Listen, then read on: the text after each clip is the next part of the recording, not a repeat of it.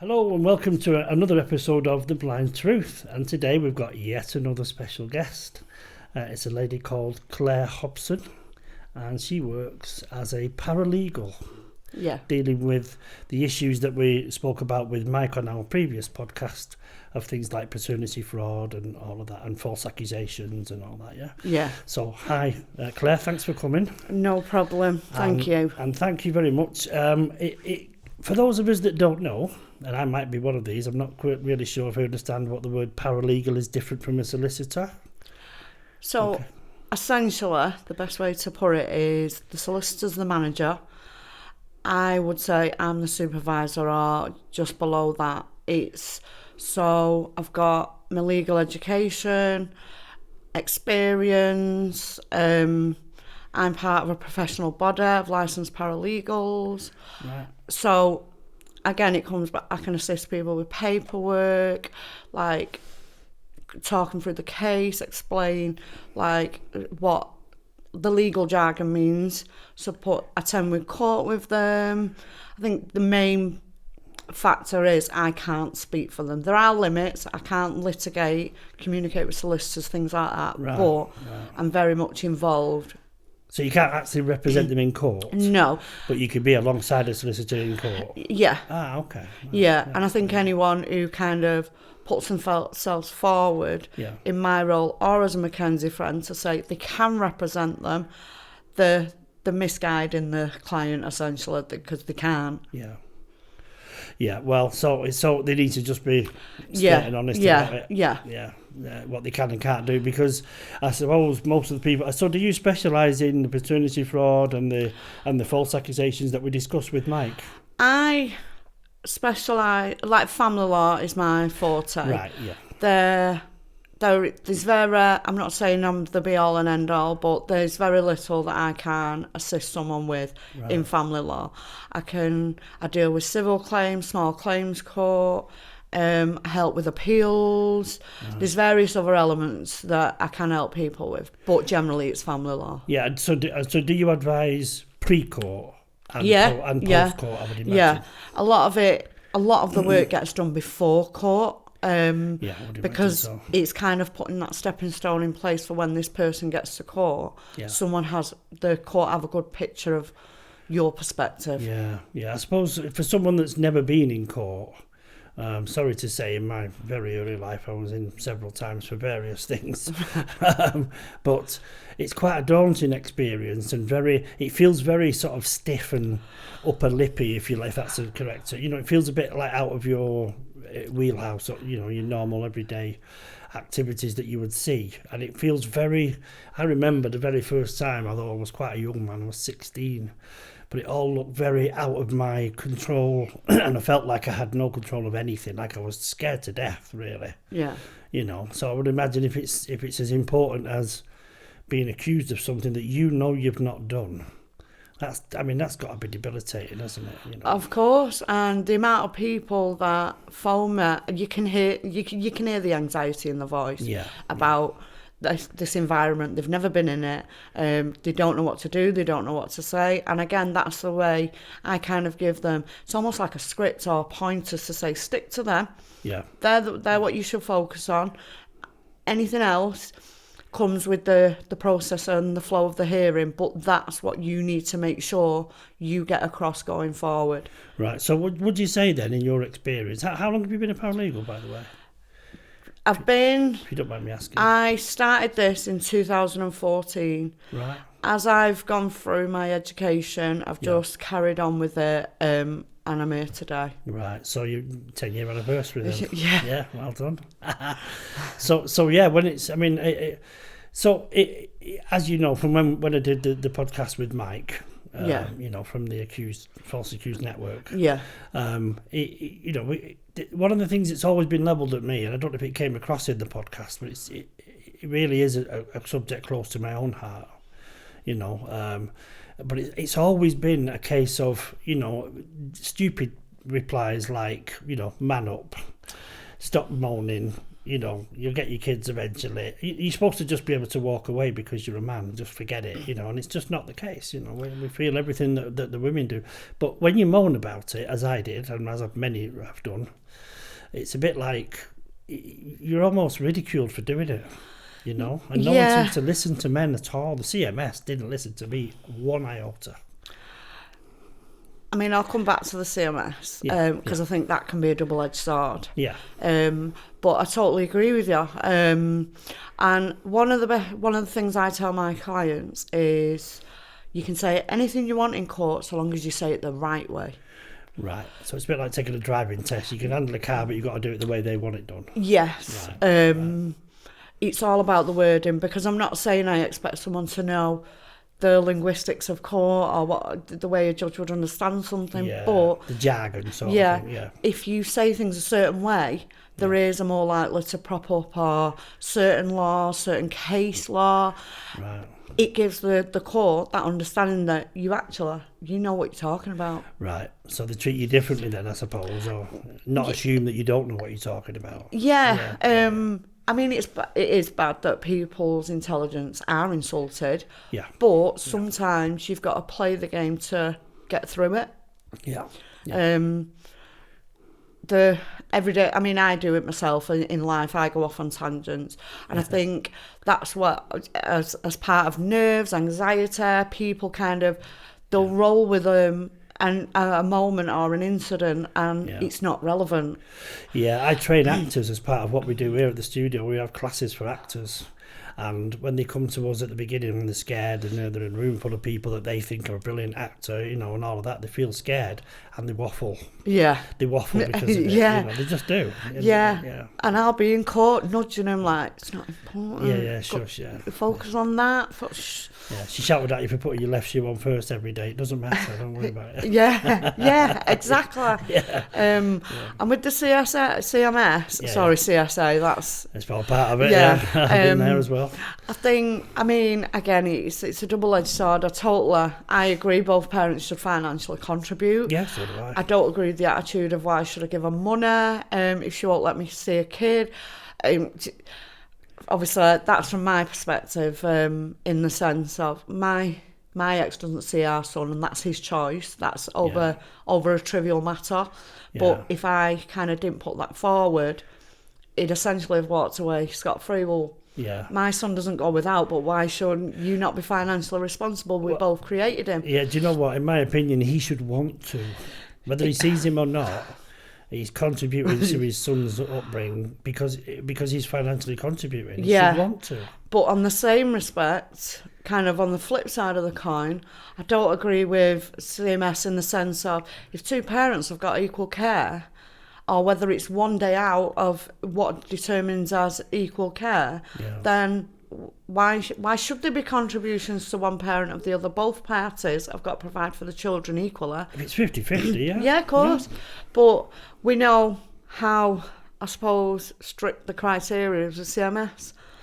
Yeah, it does seem to be, from the outside looking in. I mean, my case is long gone. Yeah. The daughter you've just met, was my case, one of them.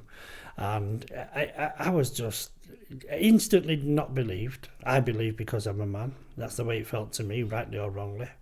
And they just didn't seem to listen to anything I had to say. And then when they did finally listen, they didn't believe me. You see, for me, it's kind of the opposite of that, because I think my ex told me to go to CMS to call his bluff, which I did. That's the worst thing he could have done. So he avoided it like the plague until it came down to the calculations. And then when it came down to that, he was phoning up, well, I've got this, I'm doing this, I care for my son, my older son, this, that, and they took it into account. Did they? Did they genuinely take it into account? Yeah, of course they did. And there was no such agreement that he said. And he phoned, there was another occasion where he phoned him up and said, I'm not in arrears, ask like myself, and I'll tell her. And I was like, it's not true. Where's his evidence? Where's his proof? Yeah. So do you see what I say? When it's the flip side, I think a lot of it is who you get. on the call. Well, that shouldn't be the case, really, No, should it? But 100%. that's the same with judges, though, isn't it? In any sphere of court, isn't it? Totally agree. You know. Yeah. I mean, one of our actresses, who I can't name for obvious reasons, she works in the court system, let's put it that way. Yeah.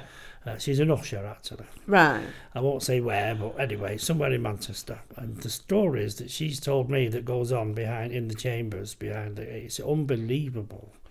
When they have some kind, I'm not going to go on about it, when they have some kind of recess in the proceedings, and the stuff that goes on, and they've got some poor guy in the cells waiting to see if they're going to send him away for the rest of his days, and all he can think about is pinching her bum or whatever, you know. And it does happen, it really does. And it's like, come on, to put yourself in a position where your life is in their hands, literally, or the in this case where your children are going to reside. Yeah. It's like they don't care.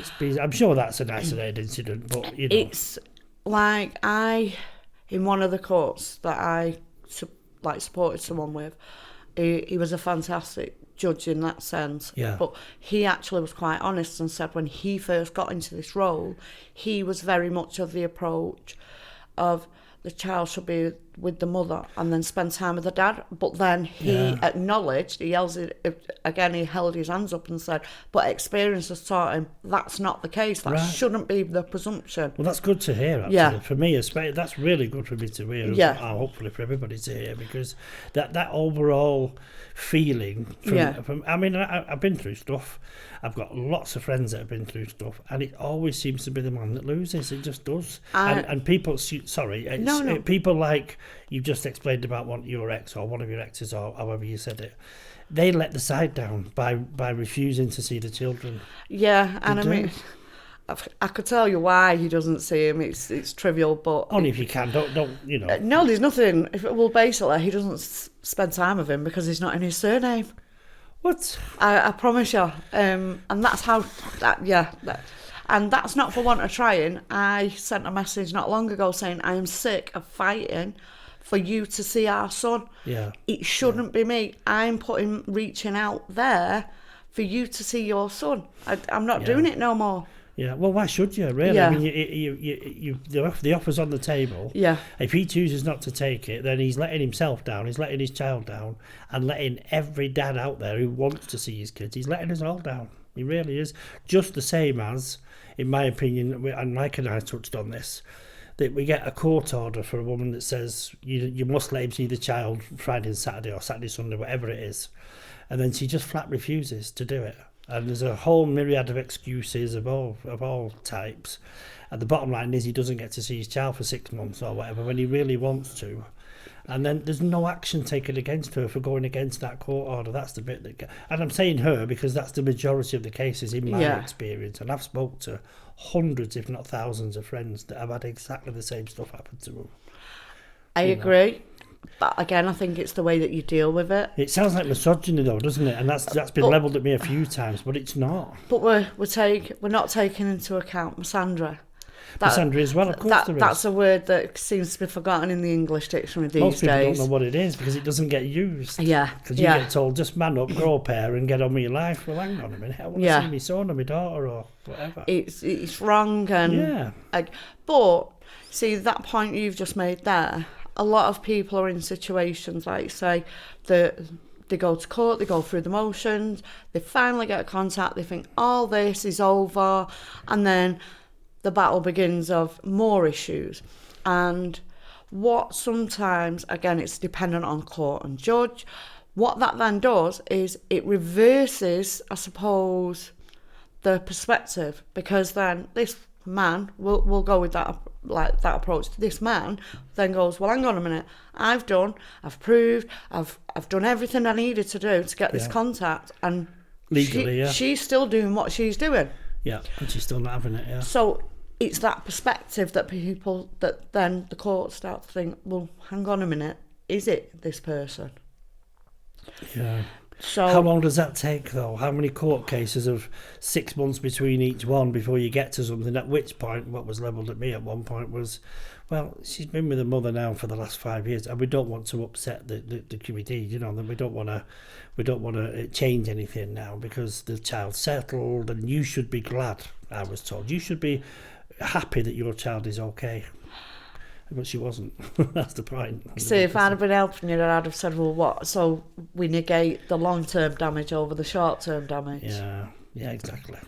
I mean, I'm not going to go on about it. I said I did it in the one we did with Mike, and she had to be so bad, mentally ill bad, before they would even listen to me. And I got arrested several times. And one of the things I wanted to do with this podcast at some point is bring some young guys on, young fathers, to try and just advise them not to go with the basic instinct that is, I'll kick the back door down and all of that. Yeah. I did all that in my very early days. I've got older children as well that are, in the 30s and 40s now. But see, I was told, my ex-missus told me, if you come near this house again, I'm going to kill the kids and myself. And I believed her because she was off her bonds. Right. so I didn't see them for 6 years, my kids, my older kids. And I mentioned it in the previous podcast that when I eventually went to the street and bumped into one of my kids, and I was told that they all thought I was dead. She told them I died. I've seen that, yeah. And it's like, what on earth? I couldn't believe it. But my instinct was then I was going to go in like a raging bull. But I'd learnt from previous, and I wish I'd had an older male who'd been through it to say to me, no, don't kick the door down. Do it legally. Which is great advice, and I would love to be able in a position to advise young men about that now. Yeah. But the problem is, if they do it legally and they don't kick the door down, they can still be denied and nothing gets done. I think... Do you know what I mean? It's a bit like you're damned if you do and damned if you don't. Yeah, and again, it's easy for me to say because I'm on the outside looking in these situations. Yeah. But it's that, right, step away from what you think you know and look at it from a different... If this was a friend, what would you advise your friend to do? Yeah. And that, I say it to people all the time, men, and I love what I do, I love working with my clients, but they're very black and white. Yeah. Men are black and white, women read between the lines. Yeah. It's just a fact. I agree with you completely. And until they start acknowledging, right, well, she's saying this, but actually she means this, so how do I deal with that? Obviously, that's where I come in and say, well, no, she's not saying that. What she's implying is this. They start to, they understand it a bit better then, and they kind of think, right, well, how do we approach this then? Yeah. And it's men, again, not to repeat myself, but they do see in black and white. And when they start realising that that's the approach, they'll start to kind of change themselves and think, right, I'll move forward with this approach because I know that's going to be better for me. I get it. I get you going through the worst moment of your life. Yeah, you think your kid's gone forever. Yeah. If you can't be emotional about your kids, then who can you be? What's the point? Yeah. But again, it comes back to that. You're in a different ball game now. You need to play that game to be able to grasp it or to move through it, if that makes sense. Yeah. Well, the outcome has always got to be for the child, doesn't it? 100%. But that doesn't mean to say that we men or them women, if you like, that we're not devoid of feeling and emotion. And I mean, I've got many clients, right? They have been heartbroken to me on the phone. Yeah. And it's, again, just by, for example, I said, I totally, like, that's how they feel, but let's take the emotion out of it and let's look at it from that perspective. Yeah. Because then it gives them that logical thinking, and that's to some degree what a lot of men don't do. Yeah. And when they do start thinking like that, it gives them better understanding. I think I would imagine, you'd probably be able to tell me yes or no on this, I think the younger they become a dad, the worse that is the case, because they're full of testosterone and, and all of that, and that instant reaction. Right? If you think about it as a deal, right, for want of a much better term, you're telling this 20-year-old boy, really, who is a dad, that you can't go around there and remonstrate with her because she'll report you and you'll get arrested. But if you do it this way and try to calm down and think about it logically and change your mindset into the way we're telling you is the best way, and he could spend 6 to 12 months of his life doing that, only to be given the access in court And that's brilliant. As you say, he goes on with an element of relief, I would imagine. Yeah. And then she just goes, nah, I'm not doing it. And there's no consequences. Or there are consequences, but much, much later on. I think, I totally agree. Do you know what I mean? So you're telling him to do it legally and he's still getting nowhere. But again, that comes back to the person. Like you say, if it's this 20-year-old guy, he's just doing what he thinks is best. Again, you've been through this system. Teach yourself.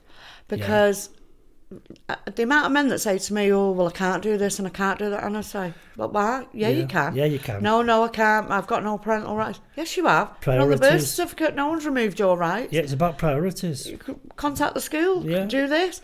And something you said before about, obviously, the situation with your children.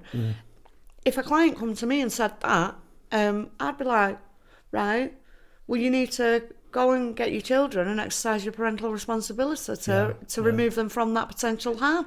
Yeah. Because then it becomes a case of, it's two scenarios out of that. She's either going to take you to court to ask for return them, or you're going to take her to court immediately and go, those children are at risk.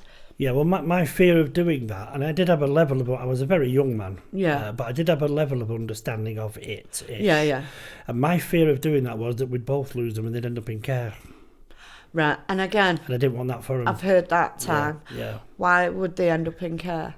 So I'll sometimes have these people, and I'll be like, well, why would that happen? Well, and they'll kind of talk the point, and I'll say, but why? You're not answering why. Yeah.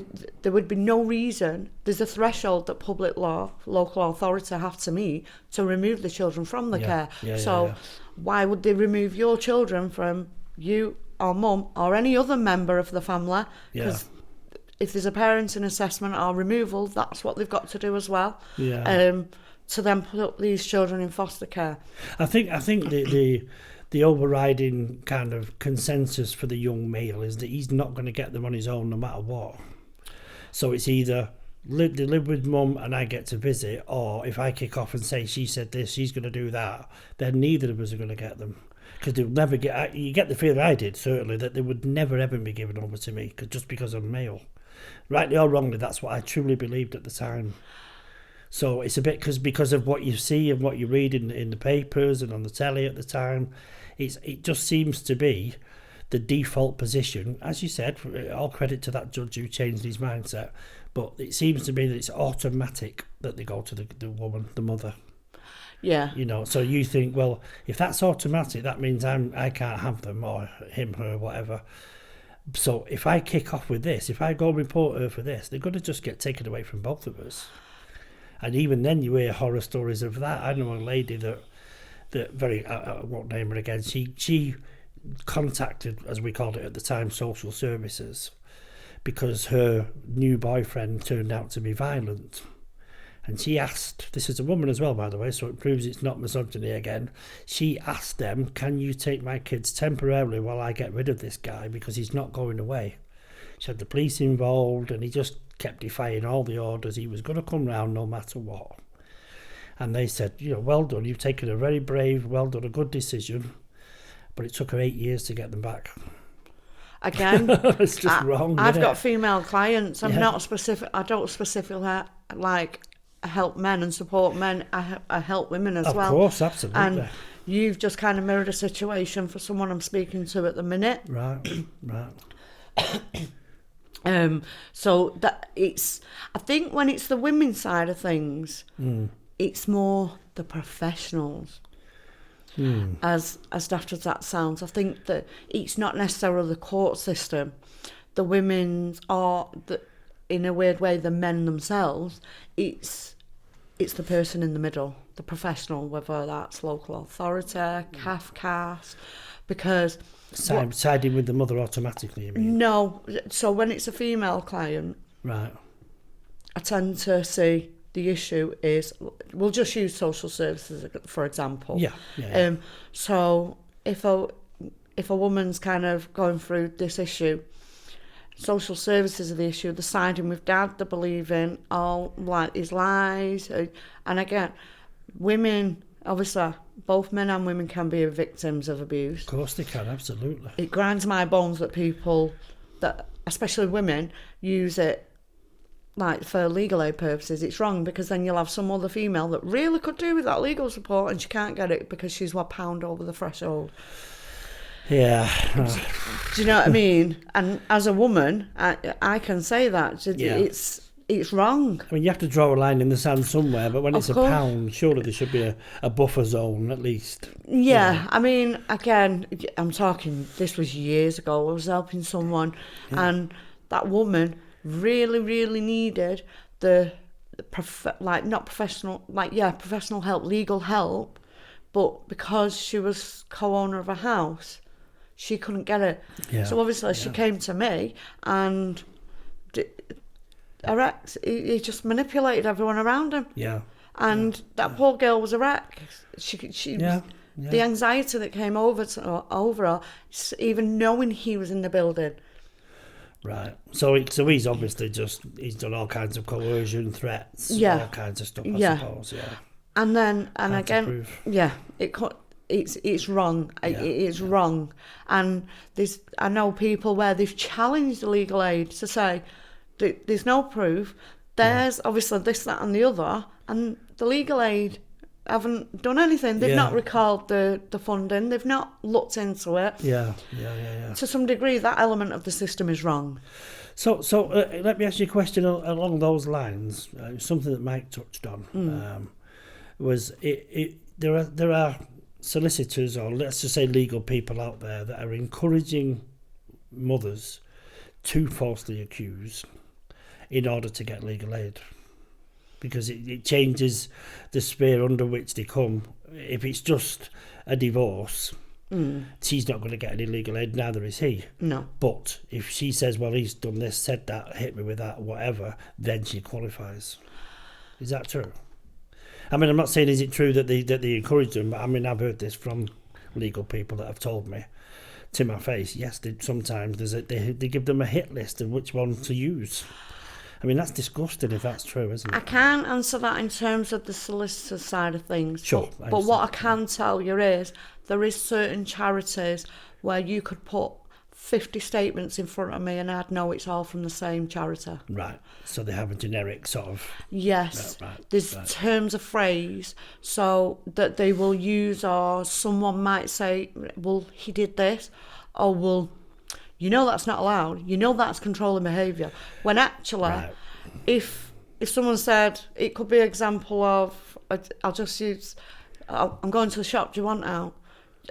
No, I'm fine. Well, you know him going to the shop is his way of controlling you, because why didn't he allow you to go to the shop? Oh, my days. Do you know, and that is an example. I mean, I'm not that's saying... ridiculous, isn't it? That's just an example of how easily it can be spun. So spin is the right way. It's a politician spin, isn't it? Yes, yeah, definitely. Yeah, so what about if he'd just gone to the shop without asking her, so then he was being selfish? Can't win. Now, I'm sure, again, that applies to both, regardless. So, I'm referring to the podcast all the time with Mike, but did you hear the solution I come up with about parent A and parent B? Remind me. So what I said to Mike was, because I said this in court when I was fighting for my kids, why can't we just have parent A and parent B looked at by the panel or the judge or whoever it is, without necessarily naming the gender of each one, and just swap them randomly each time? So the judge or the panel, whoever it is, doesn't know which one's dad and which one's mum. They just want to look at it, in its own merit, each one, and see which one's best for the child. And would that not take away all the bias? Because that'd be too easy, Phil. Yeah, well, maybe that's the issue, yeah. It makes sense, though, doesn't it? Of course it does. I mean, bear in mind, at the point of this child's birth, let's say, again, going back to that the young man and young female, both of these haven't got the first clue, because I know I didn't when I had my first son. I had my first son at 20. I was 14. Right. So you were definitely a lot more clueless First then. go, no one warned me. So, again, you don't come with a handbook of parenting. Do you know what I mean? I get things wrong. I'm not perfect, and I never ever will put myself to be perfect. Nobody is. So, and again, it's like, but it's that attitude of, well, he's young, or he's naive, or there's a criticism towards him. A man doesn't know, or a young lad doesn't know what he's doing, but then there's almost a sympathy for the same approach when a young girl doesn't know what she's doing. Yeah. Do you know what I mean? Yeah. And that's where, well, no, this poor lad doesn't, he's 20, just like she's 20. Yeah. They both don't know what they're doing. Let's start off on a fresh blanket approach and look at them both. Well, they're both clueless. Let's teach them. This is a problem. Yeah. Everyone's too quick to criticise these days rather than teach people. Correct. 100% agree. This is why I was saying about the lack of positive male role models for these young guys today. Yeah. I know I'm focusing on guys because... obviously. You know, and a bloke that's been through it twice. Yeah. So if somebody... Because my dad was flounder, he's long gone, my dad, but he was always, you know... He was never present, let's put it that way. He was there, but not there, if you know what I mean. And so nobody, absolutely nobody showed me how to behave, how to conduct myself as a man. You know, even though I was 14, for God's sake. But I didn't have I was just petrified. I spent most of my life avoiding her dad. That's what I was worried about, bumping into him. But we were both 14, by the way. So, you know, we was in the same class. So it was a bit like, I didn't know what to do. So what I ended up doing was working on a farm before school, delivering milk, going to school. And then after school, I'd come back and bring the cows in, milk them, bottle it, and put them in the crates ready for delivering the next morning. And I gave her the money. Oh, bless. It wasn't much. I think it was something like 20 quid a week, but we're talking 1980. Right. You know, 20 quid a week was a lot of money, and I gave it all to her just for the child. Yeah. You know, she'd long gone by then, moved up to Scotland, but I just sent it every single week, no matter what.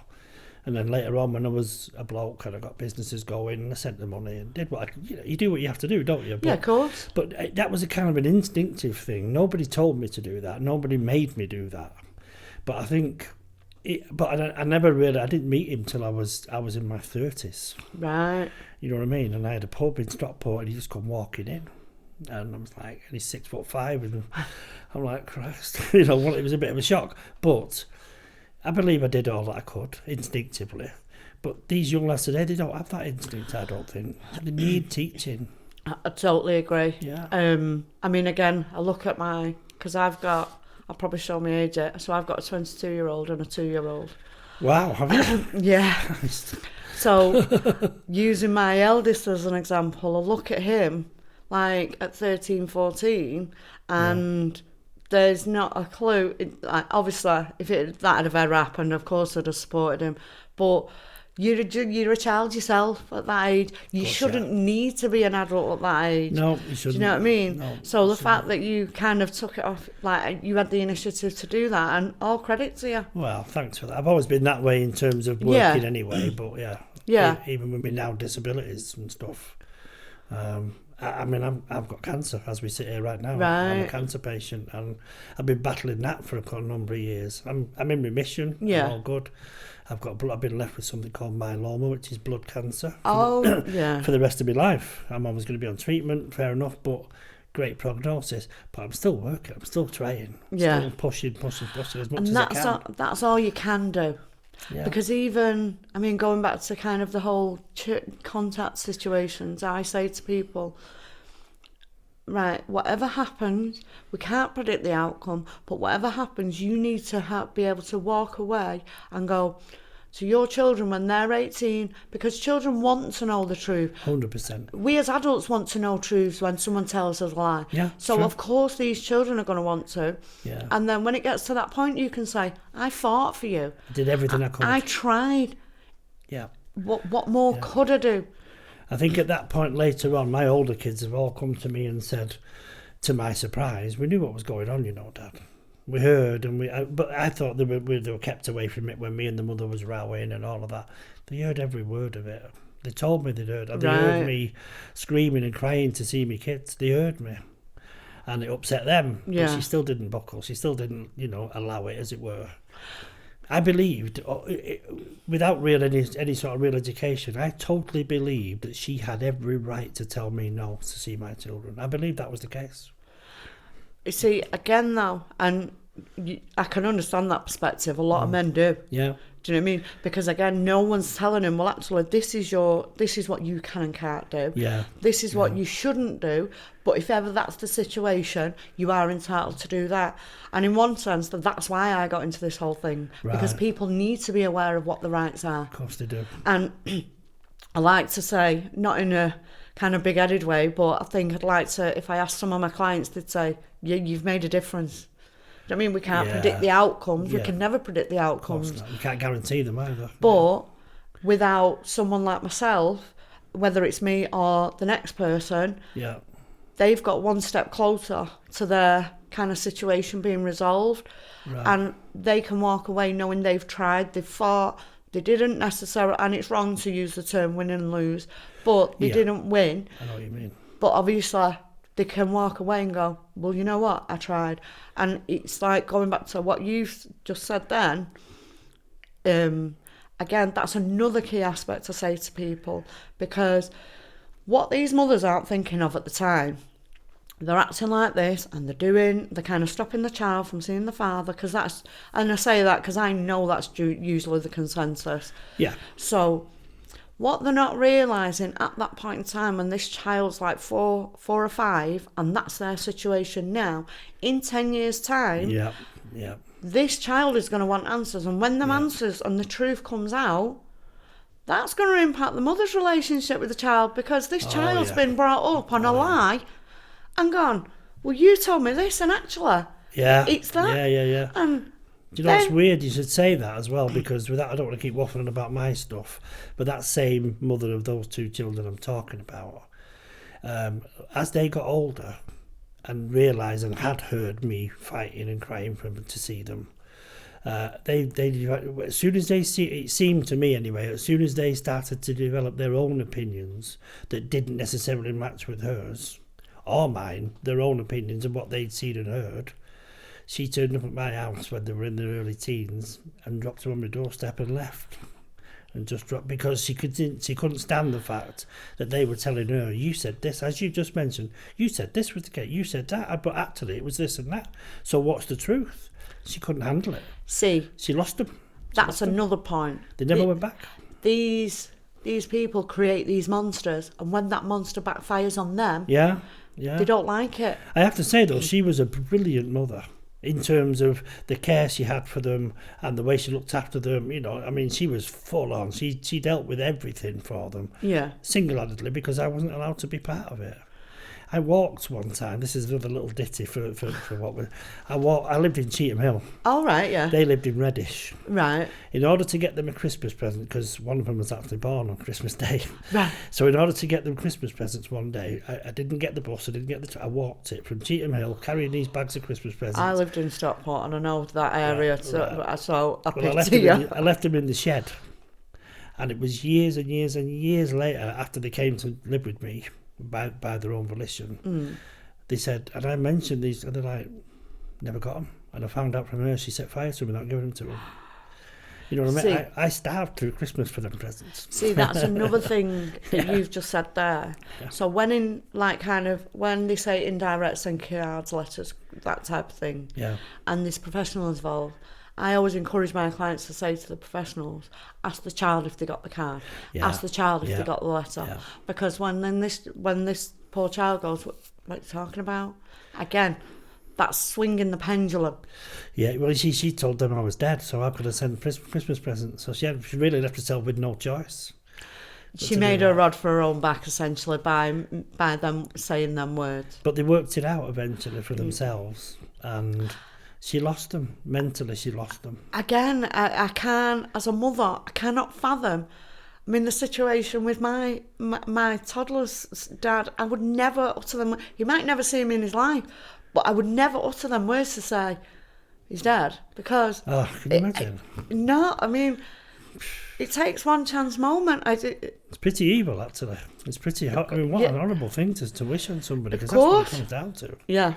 And your own children watching them grieve for the dad who's actually alive and well and 15 miles away. It's just bizarre. I don't get what goes through these ones. But having children is a gift. It's having children is a gift, not a right. Oh, absolutely. She told me if I want to see my kids, you've got to come back and live here with us. she was using it to make me go back, which I was never going to do. You know. So you were okay to go back, but I bet you're a risk. Well, when I said exactly, but when I said absolutely not, it's not happening, and then the real crux moment was when I met somebody else, and she knew I was never going back. Then it was actually her mother who I met then. Yeah. And we got on great and blah blah blah, but she was that twisted, my ex, that twisted, that we lost Bethany's brother, my daughter's to cot death. Oh. And so it was their half brother. Yeah. And she wouldn't let him come to the funeral. And it was like, I mean, you're just evil. It's twisted evil rubbish. It really is. And that, the level of hatred I think that takes, I don't know what I did to deserve that. Well, I know nothing is what I did. All I did was leave. Something you've just said there, and again, this is something I tell my clients, right? When you start to understand how this person thinks, you need to worry about yourself, because what's kind of everyday thing to say me and you is not necessarily an everyday thing to them. No. Do you know what I mean? No. I could tell you a bit about something within my situation, and you as a father, you'd look at it and go, what? But whereas in my ex's mind, that's normal to him. Yeah. So you should never try to understand how that other person thinks, because you will send yourself daft. Well, I did. This is exactly part of the lessons that I would love to give to young guys. And I'd be happy to talk to young ladies, but I can't really give their perspective. Yeah. Not really. But I would try, for sure. Because as you say, it happens on both sides. You know, it just does. But predominantly speaking, I hear young guys just devastated, absolutely devastated, because they don't know what to do. And their own dad's long gone, and they've got no real positive male role model in their life to say, listen, son, sit down, you need to do this. I nearly started a podcast called The Online Dad for that very reason. I was going to do a lot of the girls that come in here, actresses that work here and train here, they all tell me you should do it. They've all got sons that are going through it. It's I mean, essentially, it's a sad society that we live in when we thrive off broken families. Absolutely. Then actually, I totally agree that we need to. Yeah, your perspective of parenting is different from mine, but that doesn't mean to say we can't work together to some degree. And neither of us are right or wrong. It's just how we see it. Yeah, we're going to disagree. Yeah. What you think's okay, I might not agree with. Yeah. But let's understand each other. Let's find a happy medium. Yeah. Yeah, absolutely. Yeah. And for the sake of the kids. That's the problem. And I mean, I'm not of that old myself, but social media is the devil to some of these young kids. Well, do you know, I was going to say that to you, but there is that way of looking at that. But there's also, as I said, in my early situation with my first kids, there was nothing like that around then. But so there was nowhere, I couldn't sort of Google it, if you like, or go on YouTube and see videos of dads that have been through it, young dads that have been through it and all that. And that, I think they've got that today, and that might be helpful. Again, it's a double-edged sword. It is. It can be used for good and evil. Because you could tune in, you could go down a rabbit hole of all these videos of these bitter, angry guys that are saying go around and smash your head in and all that stuff. Yeah. Yeah, I mean, and for women, the chaff. It's exactly the same. Don't let them see them. All that. They go down that rabbit hole, and suddenly it's. I mean, I see things on certain social medias where it's kind of like a podcast, and you'll have a group of women and they walk out when they don't like what they're hearing. Yeah, I've seen them. That's life, sweetheart. You can't always have your own way. There's one called Pearl. Have you seen her? No. She's a youngish lady, American, very outspoken. Turns out raised by her dad, who's a multi-billionaire apparently, but that's not really relevant. But and she does shout the corner of a lot of guys in the situations that they find themselves in. You know, women tend to, I think the ones you're referring to are they're very young, all look very similar faced, and everything's fake and all that stuff. Not that that's an issue, but and they tend to have this opinion of men. They've got to be 6 foot, they've got to earn 6 figures. You know, all the sixes they called it. Yeah. You know, that one of us said minimum 6 inches, but we won't go there. So it's 666. You know, so it was like, and if he's not that, I'm not interested.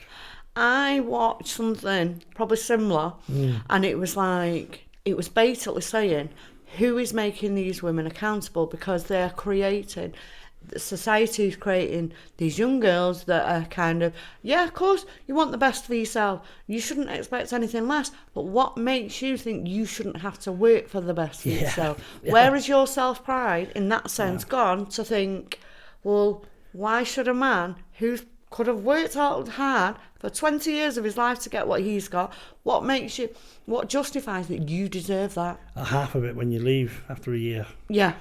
Yeah, it's bizarre. You've not worked for that. He's worked for that. Yeah. Yeah, marriage is joint. Well, it's joint when it suits because, well, it's joint when it comes to the divorce side of things. Yeah, I'll tell you what I do agree with, though. Boy meets girl, for want of a better term these days.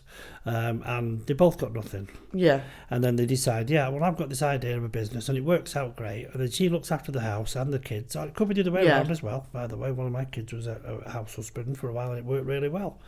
So there's no issue with that. As long as you've got your roles. Yeah. And then you build a fortune together. Yeah. And if that then goes belly up, then split it in half, absolutely. Yeah, I totally agree. And again, it comes back to that. That's a joint decision. Yeah, we'll do that because in other aspects, women could be the bread earners. Women could be the high earner, and the dad stay at home. Yeah, it happens. Nothing wrong with that. At all. 100%. And it's like, but there's little accountability these days. Like, and I strongly agree with that. People they don't want to be accountable. Easy ride, easy life. That's what they're after. Yeah. Well, there's a big wide world out there. Not everyone's going to agree with you. Yeah. Well, it touching on what you said before about these. They tend to have like 4 or 5 young girls on there and a couple of guys that are on the microphone. It's a bit of a multi-podcast type thing. They're asking them, like, what are you bringing to the party? Yeah. What are you bringing? Yeah. Well, I'm bringing myself, and that should be enough for him.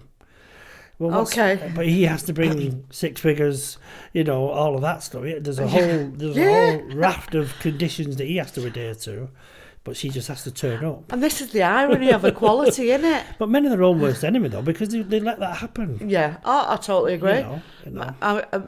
Mike said before now, men need to I've said it to him, women, when something's wrong with what they believe in, women will go out and fight for it. They will make their voice known. Men, again, it's not a criticism of anyone personal, but men don't make the voice known, and until they start doing that... Well, I think they've been browbeaten a little bit to not being able to say what they really want to say, and they don't know what's right and wrong anymore in terms of what they can say, But what's the worst that could happen? Well, you get cancelled, lose your job, lose your house, lose your kids. If you're famous, especially. There's, well, obviously, celebrity-wise, I kind of completely agree. Yeah. But, yourself, you probably started this not knowing what you could and couldn't say. It's a learning curve. Well, I take it as I've got a little bit of a get out of jail free card because I'm blind. Right. I'm centrally blind. I've got some peripheral vision, so I can move around. You wouldn't know if I didn't tell you. Yeah. But I'm registered blind. Right. And I came in with the idea of that if I ever got called a racist, for example, well, how can I base anything on the colour of your skin when I can't even see the colour of your skin? Well, yeah. So therefore, if someone, let's just say, breaking away from what's the perceived norm, if somebody sat down and had a really nice, RP accent, a nice plummy English accent, and they turn out to be someone of colour, for example, or Asian, have I got to make assumptions now? Because that's wrong too. Yeah. Do you know what I mean? So you're damned if you do, damned if you don't. Again. Because that is the truth. I mean, some of the BAME community, as it's called, are very well spoken and very, you wouldn't know. But if you speak to people on the telephone, you don't know what race they are. Well, again, comes back to that.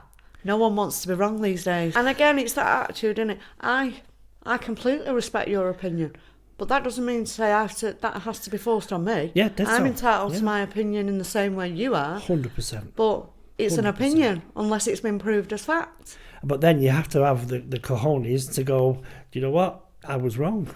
Yeah. And they won't. As you say, there's no accountability. But young males and females, there's no accountability. None. Yeah. And I'm not agree sure... with me or you're my enemy. I'm not sure where that went wrong, but somewhere along the line in society... PC went too far. Yeah. Yes, if something's out there that is going to offend somebody if you use a certain word and then you use it, that's abusive. Yeah. But if you just say it not really knowing, then that's not abusive. And if they then say, well, actually, I find that word a little bit... Yeah. Okay, fine. I had an actress who used to come in here. She's a good friend of mine. She's a singer and an actress, talented lady. And for some reason, she just doesn't like the use of the C word. Right. Okay? It's not a word. I just think words are words. And then they're kind of, there's nothing in them really. But as soon as I knew that, I don't use that around her anymore. Yeah. It's not and what that's I tend to use respect. anyway. Well, yeah, it's about respect, exactly. And there's none of that either. I agree. Yeah, so there's a lot of nuances within it all, isn't there? And there's little subcategories within it all, and it becomes down to almost like a sexual war, if you like. It feels about a gender war, to put it better. Yeah, and it's. But again, it's abuse isn't biased to one thing. No. So if someone hits my 20-year-old, if a female hits my 20-year-old son for absolutely no reason at all, he's not 20 by the way, just because we've used that age as a factor. Yeah. That's still wrong, but Of course it is. Society will tell him he's wrong if he did the same. Yeah, but society will tell him, but society won't tell her. Yeah, exactly. Again, I mentioned it to Mike the other day about my and some people have accused me of all kinds of either misogyny or, grow up hair, grow up. Yeah. But I've always found that we as males are raised to feel worth less than a female. Yeah. Like I mentioned in the podcast that I'm old enough to have been in the tin bath in front of the open fire when I was a kid. And we had 3 girl cousins living with us. There was 3 lads and 3 girls. Right.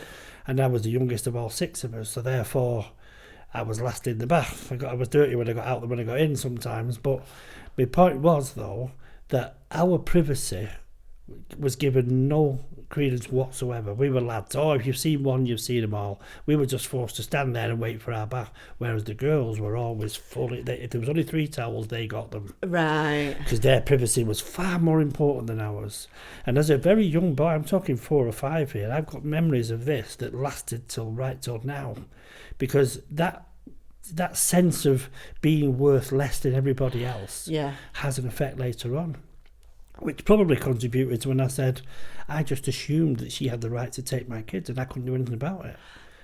And it's them little things, and people go, yeah, come on, you're going a bit deep. But I think them little things, I also mentioned to Mike about seeing men get hit on television, and it brings roars of laughter. Yeah. It does. But if a man hit a woman, not only would there be no laughter, the show would never be seen again. Yeah, I totally agree. So them little things really do add up to... It's not for nothing that the suicide rate is something like 80% male. Well, it's highest in men, isn't it? Like you've just said. Yeah. But again, where's the research? I know there's charities out there, but if that rate was high for women, everyone would be in uproar. We'd be trying to fight. All the media would be talking about it. It'd be front and centre. I don't diminish domestic abuse for women ever. No. And I completely agree with these charities that do that. But where is it for men? This is my point. Where is the support for men? Yeah. I have 2 sons. Do you know what I mean? Yeah. As obviously I'm a mother, I have 2 sons. Would I want my children experiencing like that channel, that documentary? What we're seeing on that guy? I can't remember his name. Without camera evidence, he wouldn't on Channel 5. I think it was. Yeah, there's plenty of that. Do you know what I mean? Yeah, I think so. Yeah. As a mother of sons, would I want some woman doing that to my son? No, this is it. Listen, if you knew me as a mother, we what? Do you know what I mean? Well, I'm picking that up from you, to be honest with you. Yeah. I think you're fiercely protective, and rightly so, can't we all? Yeah. But if the right if my son's, a little different with the toddler, but my sons will be held accountable for any of their actions. But I'm very much if you don't tell me, I can't help. Yeah. Do you know what I mean? Yeah. I mean, if a man hits a woman, or a woman hits a man, they should go to jail, in my opinion. They should. I totally agree. They should then have restricted access to children in supervised conditions, because that's what they deserve. Yeah. If they don't contribute to the children, they don't deserve anything. 100%. And that's not to say, well, I've got to pay to see my child. That's not how it is. You should contribute anyway. and then fight for your access in the legal way. And again, what you've just said, that I don't want, I'd like pay to see my child. Well, hold on a minute. Just as a generic example, so shopping's £50 a week, gas and electric's £20 and another £10 for the other. That's £80 a week. Then that child's got to get to school, so there's £10-20 in diesel. There's the school uniform, the extra. Yeah, but I've seen her in the pub with another boyfriend. So what? She's entitled to a life. So if that woman earns £150 a week and her bills equate to £100 and you're not contributing, then where's your element of that? Oh, the £7 a week that you might pay on because you're on benefits. Don't even get me started. Yeah, well, no, I agree with you. This is what I said again tonight. Them blokes absolutely let us all down and all the children down. I work damn hard. Any of my clients, and Mike will tell you that himself. Yeah. But I am restricted. I am very restricted in that sense because I can cover the northwest and maybe a bit further afield. Yeah. But if someone said to me, I've had calls like people ringing me up. I mean, just by way of example, hi Claire, I'm an Uber driver. Someone's given me your number, said you can help me. Yeah. So at the time I said, who's given you my number? So they told me who it was, and I said, right, okay, fair enough. Where are you based? He went, I'm based in London, and obviously they spoke proudly of you. I said, I can't help you. I said, you're too far for me. London's a 2-hour train journey for me. Yeah. Right?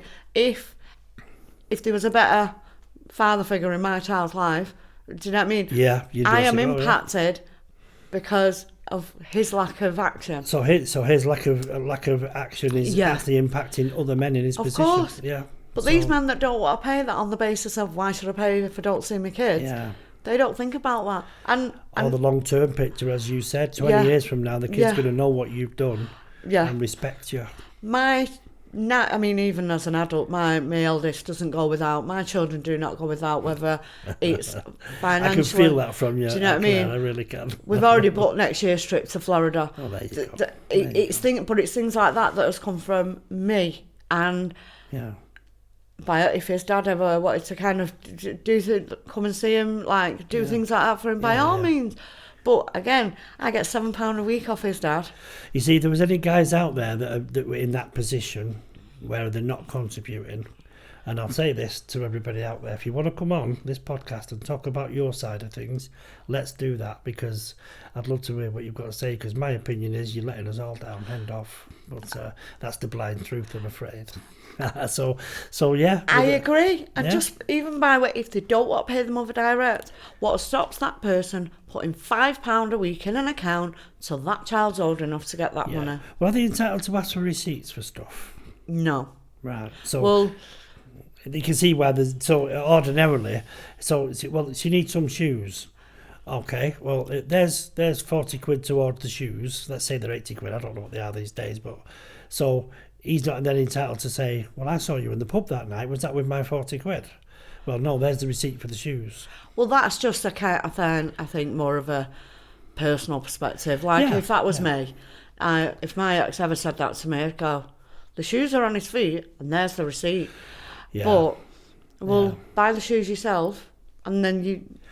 Yeah, well, what I would advise, as you just said, if you buy the shoes yourself and then send them or whatever, then... £40 voucher from the particular shop, JD Sport. Yeah. Obviously, let's just take trainers, for example. Most shops sell similar things.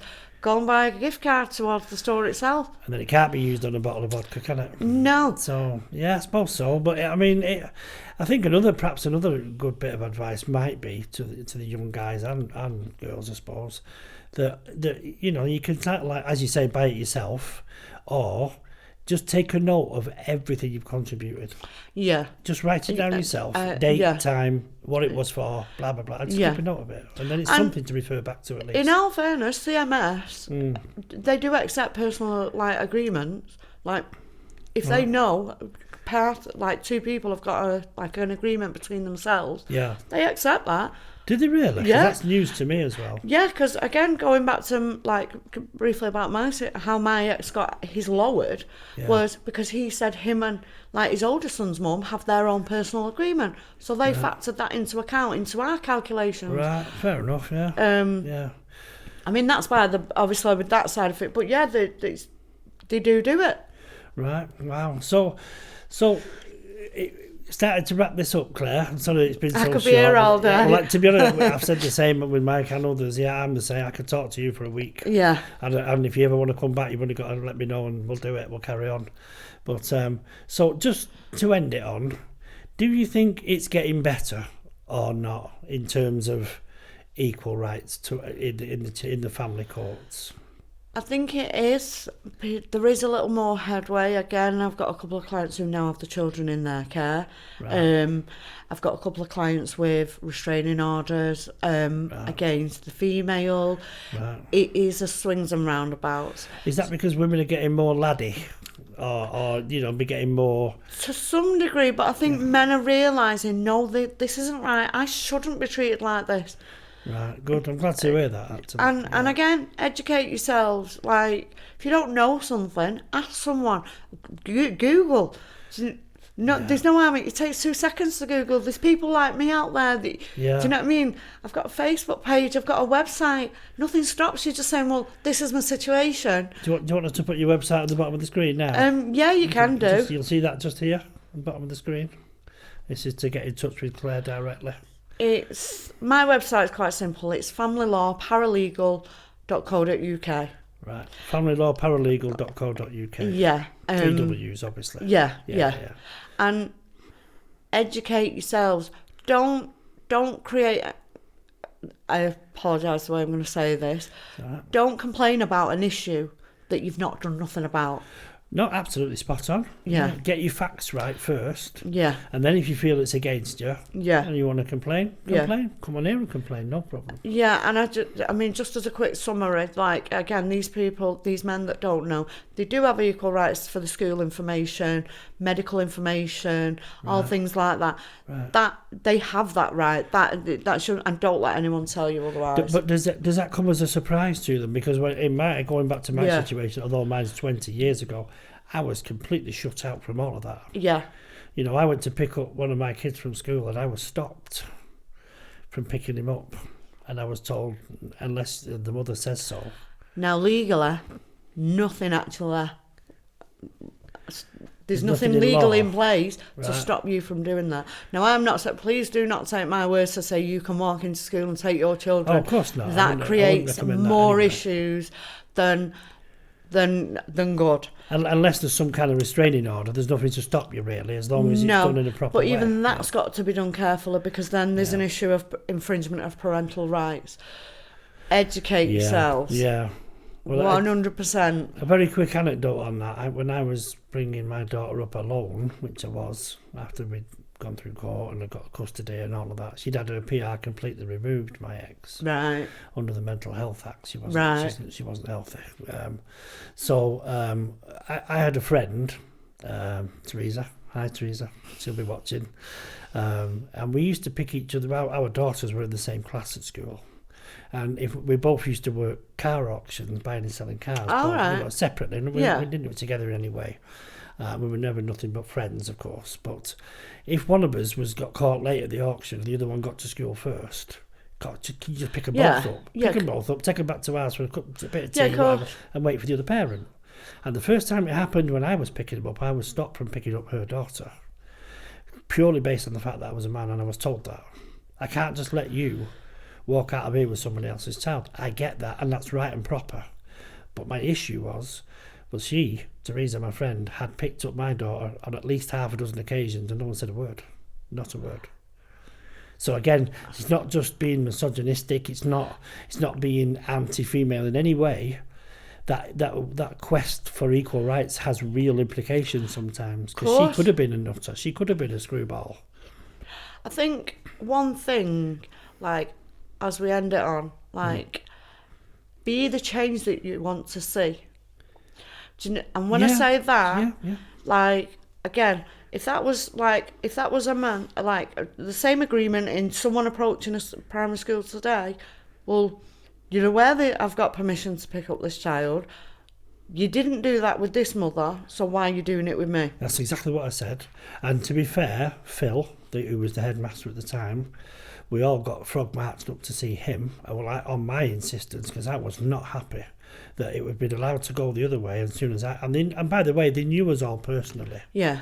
I ended up on the board of governors of that school as a result of what happened, because I thought, well, I'm going to put myself in a position where I can change this, which I did. But we went in to see Phil, the headmaster, and he was livid on my behalf. He said, "You are absolutely correct. Not that you shouldn't have been stopped, but that she should have been as well." Yes. It has to be both. It has to be both. Of course. And it's so there. See, that's just another little thing where if that happens to a younger dad, you start to think, am I just worthless in all of this? I'm totally expendable. That's how it makes you feel. Yeah. Irrelevant to the whole thing.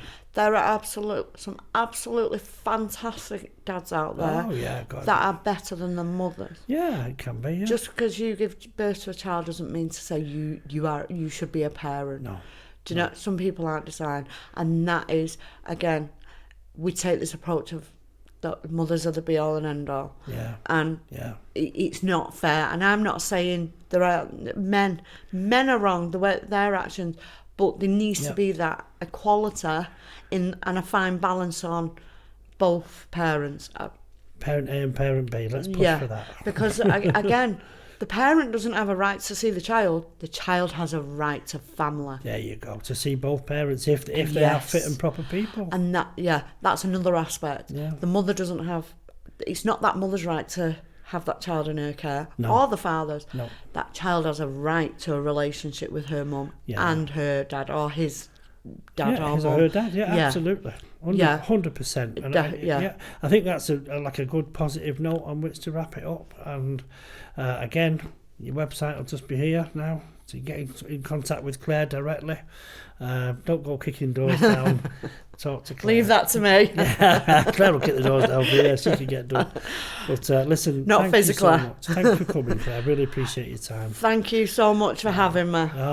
Listen, you're welcome anytime. If you feel like there's more to say at another time, just give me a shout. I'll book you the chair and we'll do it. Same time next week.